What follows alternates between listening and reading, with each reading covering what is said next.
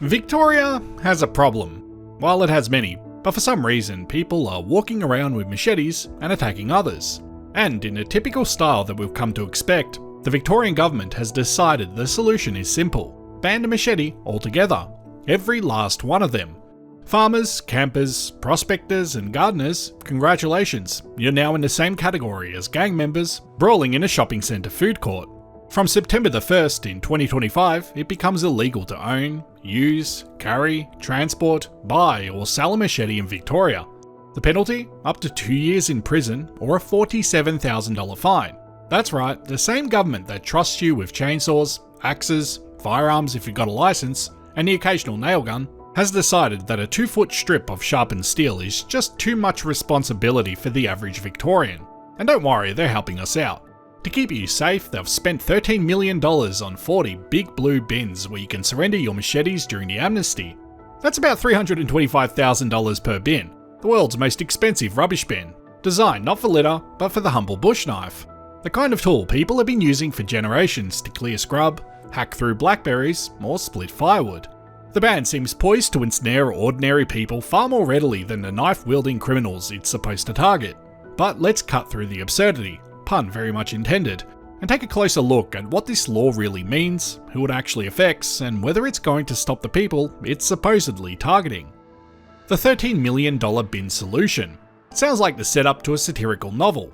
The Victorian government spends $13 million installing 40 bright blue machete amnesty bins across the state, an eye-watering $325,000 per bin to solve knife crime. These hefty steel boxes, complete with concrete anchors and CCTV monitoring, are meant to encourage citizens to drop off their now forbidden bush knives, no questions asked. The premise is almost comical, as if violent gang members will dutifully queue up at the local police station to chuck their machetes into what social media has dubbed the Gucci of steel boxes. Meanwhile, everyday folks who've long used machetes as humble tools are scratching their heads. Victoria, a state famed for camping, hiking and bushwhacking adventures, has decided that the same blade used to clear a trail or lop a garden shrub is suddenly an enemy of the public. The price tag alone invites satire. $325,000 apiece for metal boxes that will stand for only a 3-month amnesty has prompted outrage and ridicule. For that money, each bin should come gold-plated or with a luxury car included. A steel fabricator could have manufactured all 40 of these bins for $325,000. The money went somewhere, but where? In an era of tight budgets, spending millions on giant knife disposal cans, instead of say, community programs or more police on the beat, struck many as absurd. Premier Jacinta Allen's government, however, insists the expenditure is justified for public safety, with each tamper-proof bin featuring reinforced steel and 24/7 surveillance to prevent random drop-offs gone wrong.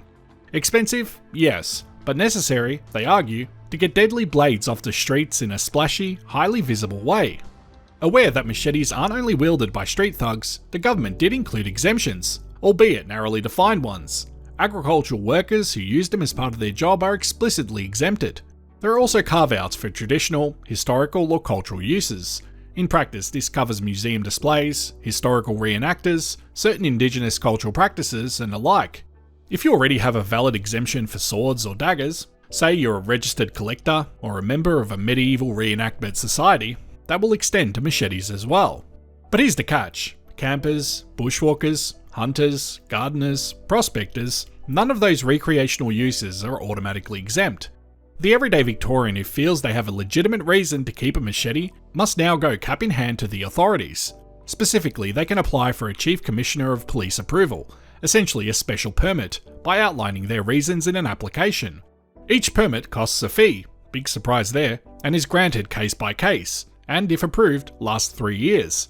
It's a bureaucratic hoop jump that few casual machete owners are likely to bother with.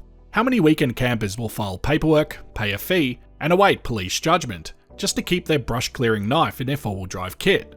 The government hasn't exactly encouraged it either. They make it clear that if you're not a farmer or traditional owner, or bona fide historical fencer, you're probably out of luck. In fact, early indications suggest that no exemptions for campers and bushcrafters will be granted under the new regime. The message to outdoor enthusiasts is effectively, find another tool or stay at home. The exemption process underscores the law's clunkiness. A machete's legitimacy now depends not on what you're actually doing with it, but who you are on paper. A parks volunteer doing conservation work might qualify for a permit. A solo hiker doing the exact same clearing of overgrown tracks likely would not. This has led to dark comedy in public discourse. Imagine park rangers interrogating hikers. "Excuse me mate, got a license for that knife?" One can't help but picture Crocodile Dundee rolling his eyes at having to fill out forms to carry his iconic blade. The very notion of needing state approval for a basic bush implement feels like overreach to many, breeding cynicism and confusion. Yes, machetes have been used in some terrifying incidents, gang fights, armed robberies, and so on. The government cites sobering stats. Nearly 15,000 knives, including machetes, were seized in Victoria last year, and 23 men have died in stabbing attacks since 2020. Nobody disputes that knife crime is a real problem, but the focus on machetes raises eyebrows. If the goal is to reduce stabbings, why single out this particular blade? The machete's lethality is not inherently greater than that of a long kitchen knife or a hunting knife, or for that matter an axe or hammer, none of which are banned items. Criminals, sadly, are resourceful. Take away the machetes and they could grab a cleaver or even a screwdriver to wreak havoc. Those aren't prohibited, they're everyday tools.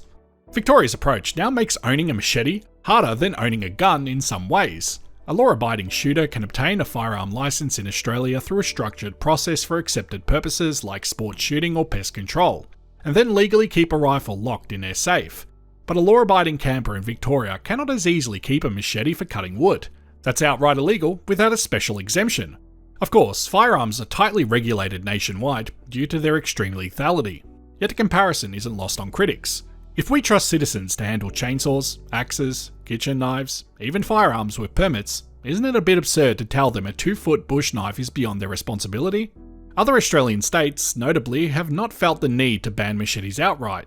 In New South Wales or Queensland, for example, machetes are treated like other large knives. You shouldn't carry one in public without a good reason, but you're allowed to own and use one on your property or out in the bush.